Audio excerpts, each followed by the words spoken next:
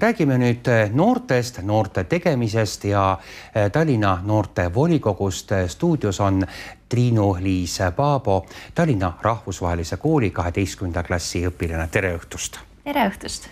Miks just rahvusvahelises koolis õpite, aga mitte, olgu ta siis Inglise kolledž, Prantsuse lütseum, reaalkool, mis tõmbab rahvusvahelisse kooli?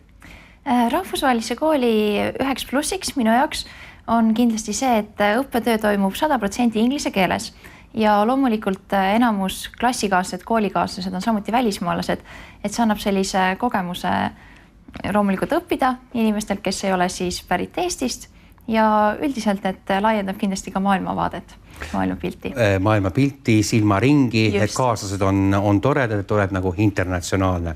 Aga räägime nüüd sellest Tallinna noorte volikogust. Miks noortel on oma volikogu vaja? Meil on üks volikogu tegelikult olemas, aga nüüd veel noorte volikogu ka.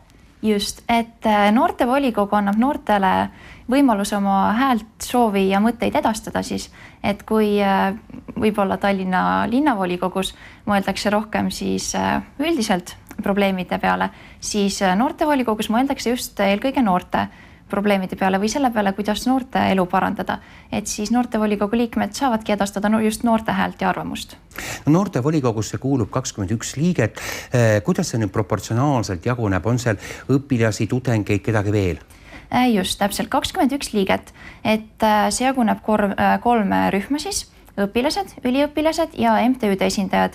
Et need, kes ei lähe ei õpilaste alla ega ka üliõpilaste alla, saavad siis kandideerida MTÜ-de alt.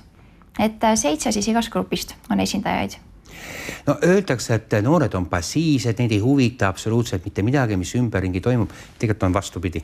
Just, eks ta ole küll vastupidi, et tegelikult noored on väga aktiivsed ja tahavad muuta asju, et noored on ju tulevik, et kindlasti on vaja rohkem noori, kes jagaksid oma arvamust ja kindlasti tuleb seda ka propageerida, et noored siis tõesti koguksid julgust ja räägiksid seda, mis neile korda läheb. No kui palju teie häält kuulda võetakse? Ütleme näiteks, noored tulevad välja ideede, mõtetega, saadavad võib-olla need siis suurele volikogule või siis linnavalitsusele. Kui palju teid kuulatakse? Teiega arvestatakse? Ma usun, et meiega kindlasti arvestatakse.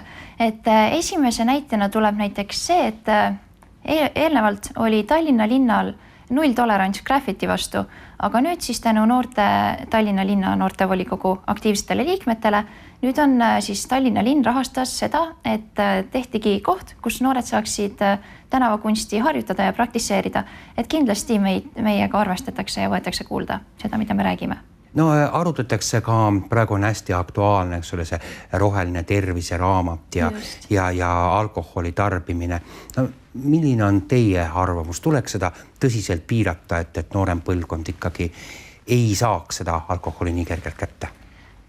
No sellest, et see on raske teema, et kindlasti mina isiklikult usun, et kõik saab alguse inimestest, kes sind ümbritsevad, sinu perekond ja tuttavad. Et see, kui palju ja kas alkoholireklaami piiramine nüüd viiks siis soovitud eesmärgin, et seda me veel ei oska kindlasti öelda, et mina usun isiklikult, et kindlasti perekond ja tuttavad on see, mis loeb. Ühesõnaga, kõik ikkagi peab algama kodusest kasvatusest. Loomulikult. Mis teid ennast enim huvitab? Millistes valdkondades tahaks ennast proovile panna ja häälekalt sõna sekka öelda?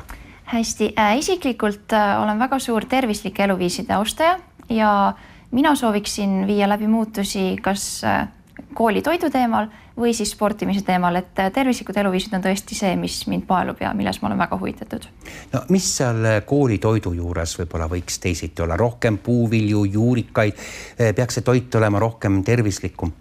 Seda kindlasti, et inimestel on ka näiteks erinevad toitumisharjumused ja toiduallergiad näiteks, et tuleks arvestada nendega ja väga hea oleks, kui oleks välja kirjutatud kõik, et mida toit sisaldab koolis, et igasugused toitained, kalorid ja nii edasi, aga loomulikult kindlasti esmalt arvestada nendega, kes toituvad natuke teistmoodi kui siis üldsus. Rääkisite ka tervislikest eluviisidest, sinna alla läheb ka tervisesport, enda liigutamine. No kui palju teil endal selle õppimise kõrvalt aega jääb ka tervislike eluviiside harrastamiseks, kepikõndi teha, ma ei tea, talvel suusatada, uisutada? no eks ikka tuleb seda aega leida, et alati ütlen, et päevas on 24 tundi, et pool tundi, tund aega sellest spordi peale panna ei ole ju raske ja ei ole palju nõuda. Et kindlasti tuleb panna ennast esikohale ja on võimalik tervislikult elada. Millised siis praegu need kõige tähtsamad küsimused on, mis noorte volikogu asub lahendama, et haarata kohe äärjel juba sarvist kinni? Esiteks me kahjuks ei ole veel